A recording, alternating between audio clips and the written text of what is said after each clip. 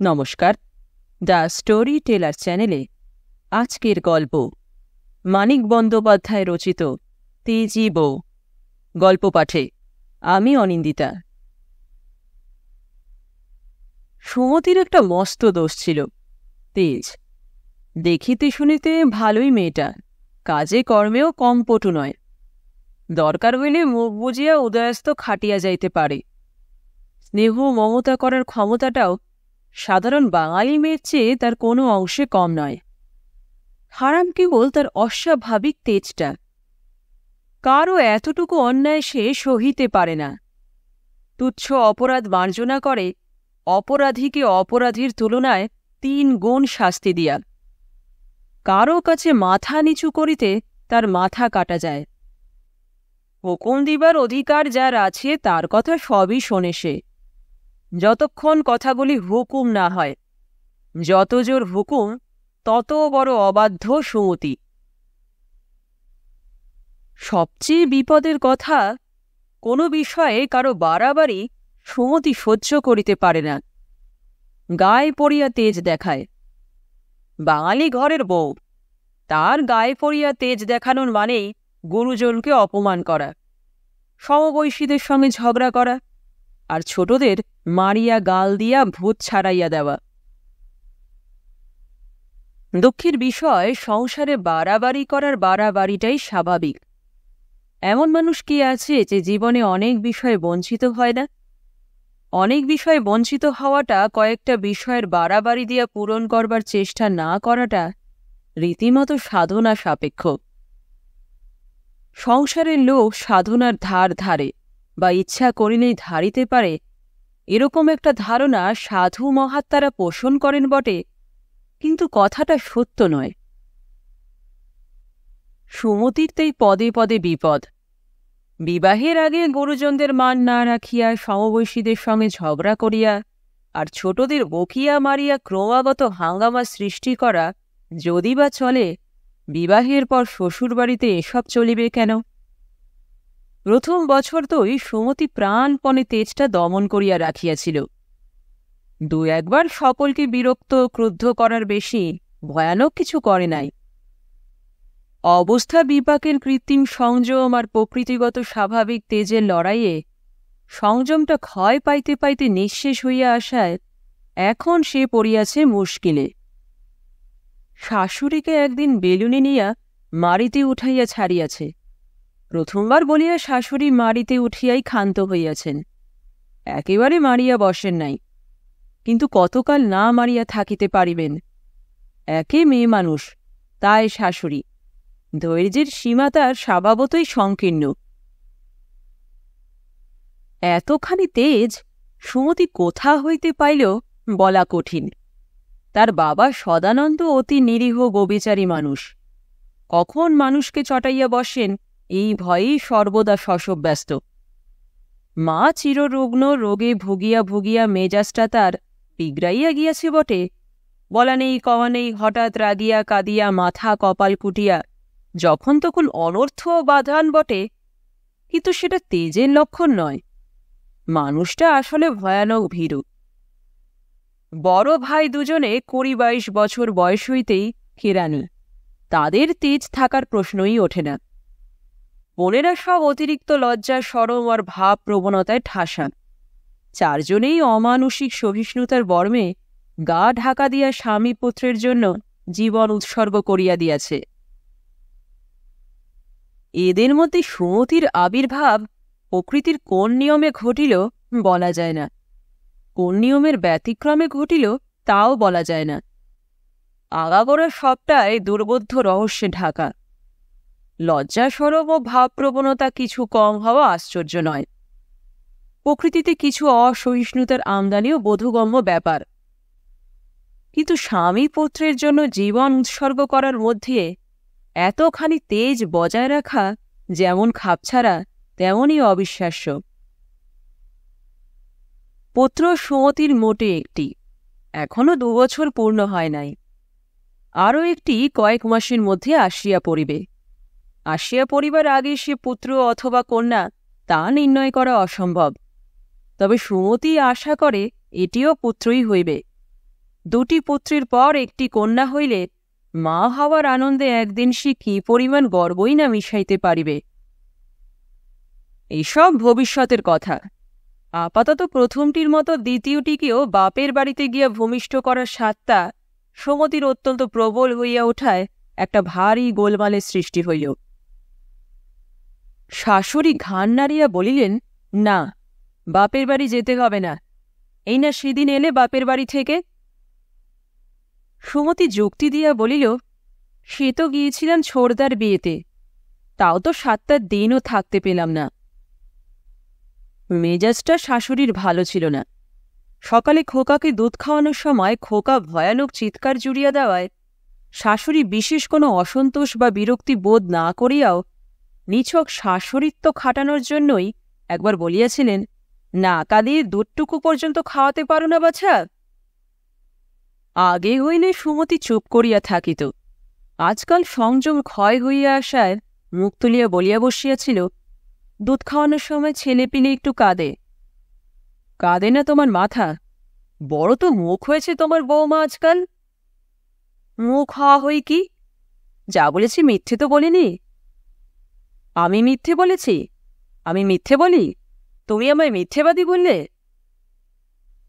রাগে শাশুড়ির কণ্ঠ ক্ষণকালের জন্য রুদ্ধ হইয়া গিয়াছিল, আরও জোরালো আওয়াজ বাহির হইবার জন্য। কিন্তু সুমতির অদৃষ্টপূর্ব মুখভঙ্গি, তীব্র দৃষ্টি আর চাল চলন দেখিয়া আওয়াজটা আর বাহির হইতে পারে নাই। ছেলেকে দুধ খাওয়ানো বন্ধ করিয়া সুমতি ধীর স্থির শান্তভাবে উঠিয়া দাঁড়াইয়াছিল। ছেলেকে শান্ত করিয়া শাশুড়ির দিকে বাড়াইয়া দিয়া বলিয়াছিল, আপনাকে মিথ্যেবাদী বলিনি, বলেছি দুধ খাওয়ানোর সময় ছেলেপিলে একটু কাঁদে। কান্না থামিয়ে দিলাম, না কাঁদিয়ে খাওয়ান তো দুধ। প্রথমটা থতমত খাইয়া শাশুড়ি অবশ্য বলিয়াছিলেন, তোমার হুকুমে নাকি?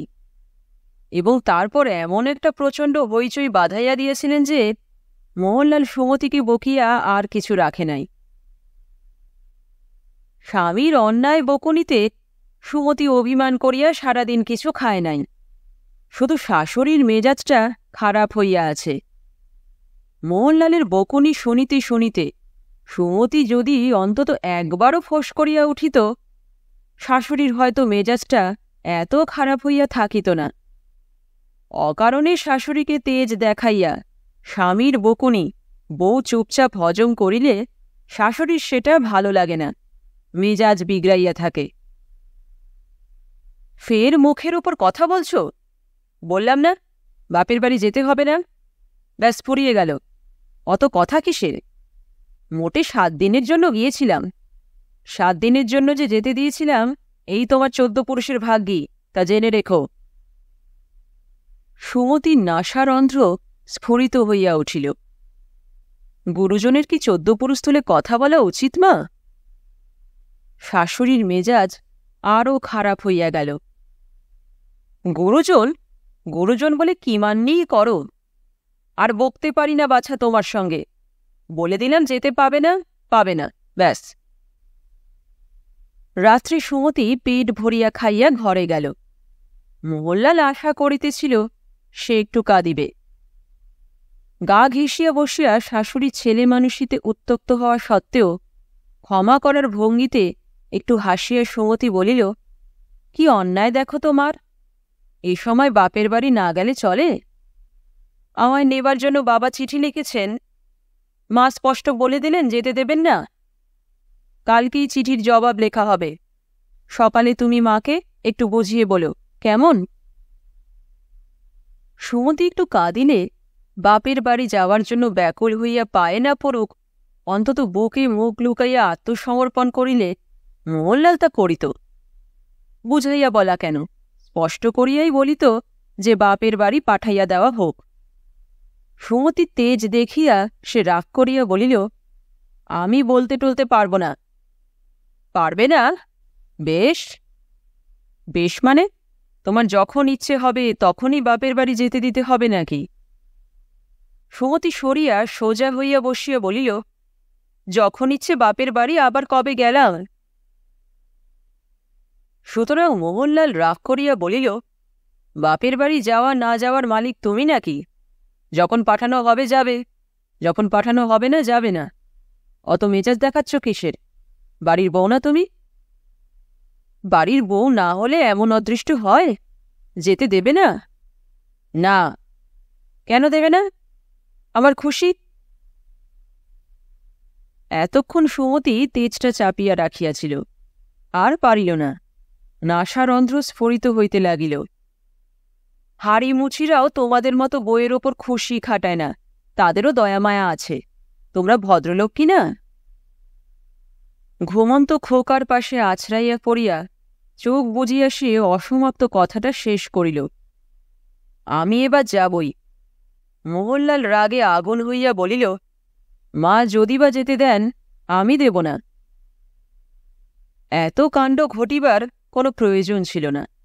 শাশুড়ির কাছে একটু নম্র হইয়া থাকিলে আর মাথা নিচু করিয়া আবদার ধরিলে প্রথমটা অরাজি হইলেও শেষ পর্যন্ত শাশুড়ি রাজি হইয়া যাইতেন। মোহনলালের কাছে একটু কাঁদিলেই কাজটা হইয়া যাইত। অপরপক্ষে শাশুড়ি একটু মিষ্টি মুখে যদি বলিতেন যে এবার সুমতির বাপের বাড়ি না যাওয়াই ভালো, সুমতি ক্ষুণ্ণ হোক, রাগ করুক, বাপের বাড়ি যাওয়ার জন্য মরিয়া হইয়া উঠিত না। এমনকি শাশুড়ির সঙ্গে কলহ করিয়া ঘরে যাওয়ার পর মোহনলাল যদি শুধু বলিত, মা যখন মানা করছেন এবার বাপের বাড়ি নাই বা গেলে, সুমতি হয়তো ফোঁস করিয়া একটু কাঁদিয়া বলিত, আচ্ছা। বাপের বাড়ি যাওয়ার সমস্যার চমৎকার মীমাংসা হইয়া যাইত। সুমতির তেজের জন্য সব গোলমাল হইয়া গেল। এখান হইতে কর্তৃপক্ষের চিঠি গেল, এবার বৌমাকে পাঠানো হইবে না। পাঠানো সম্ভব নয়, অনেক কারণ আছে। সুমতি নিজে বাবার কাছে লিখিয়া দিল, যত শীঘ্র সম্ভব কাহাকেও পাঠাইয়া যেন তাহাকে লইয়া যাওয়া হয়। সদানন্দ অনেক বুঝাইয়া মেয়ের কাছে লম্বা চিঠি লিখিলেন। কেউ যখন তাকে পাঠাইতে ইচ্ছুক নন, তাকে নেওয়ার জন্য বাড়াবাড়ি করা কি উচিত? এ চিঠির এমন একটা জবাব সুমতি লিখিয়া দিল যে ভদ্রলোক স্বয়ং 3 দিনের ছুটি নিয়া মেয়ের শ্বশুরবাড়ি আসিয়া হাজির হইলেন। বুক তখন তার ঢিপ ঢিপ করিতেছে, মুখ শুকাইয়া গিয়াছে। মেয়েকে নেওয়ার জন্য প্রায় সজল চোখে কত যে কাকুতি মিনতি করিলেন অন্ত হয় না। কিন্তু সুমতির শাশুড়ি গো ছাড়িলেন না। ঘাড় নাড়িয়া কেবলই বলিতে লাগিলেন, না বেয়াই না, এবার বৌমাকে পাঠাতে পারব না। কাকুতি মিনতিতে মন গলবার বদলে শেষ পর্যন্ত শাশুড়িকে রাগিয়া উঠিবার উপক্রম করিতে দেখিয়া ভয়ে ভয়ে সদানন্দ চুপ করিয়া গেলেন। সদানন্দ নিজে আসিয়া এভাবে বলিলে অন্য অবস্থায় শাশুড়ির মন হয়তো গলিয়া যাইত।